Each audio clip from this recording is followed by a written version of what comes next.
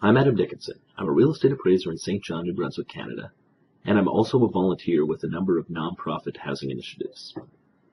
These two areas intersect in interesting ways. One topic to consider when thinking about the value of affordable housing is the role of donated land. For some background, there are organizations that build single-family homes to help those in need build equity, and there are others that build multifamily housing to create safe, affordable homes for a variety of people. A lot of these organizations can benefit from using donated land or discounted land as a way of reducing upfront capital costs. In considering property value in the context of donated land, let's think about three questions. 1. Does the location impact value? 2. Are there special zoning considerations? And 3.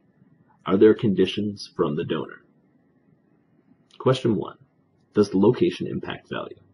If a nonprofit housing developer builds affordable housing in an area that doesn't have similar housing typically, that needs to be considered. So you could put the same house in two different areas and the exact same building could be worth different amounts in different areas.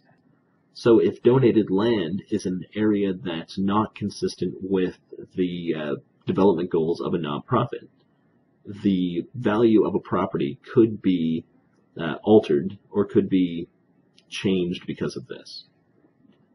Question 2. Are there special zoning conditions? In my region, municipalities tend to be pretty supportive of nonprofit housing initiatives and can provide zoning variances or conditional uses that allow for development in different areas. However, if those variances are given on the condition that a building be used for nonprofit housing, it's necessary to make sure that if market value is being measured, that all zoning conditions are considered. And question 3. Are there special conditions from the donor? If a donor has formalized an agreement where a piece of land can only be used for a specific purpose, it is important to make sure that a market value considers this in contemplating alternate uses.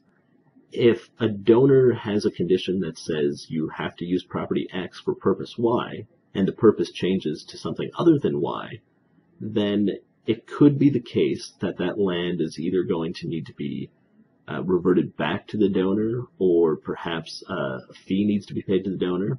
So those are things that one would have to consider if a nonprofit housing piece of land or a project is put to an alternate use. These are a few thoughts on affordable housing and market value as they relate to donated land. Thank you very much.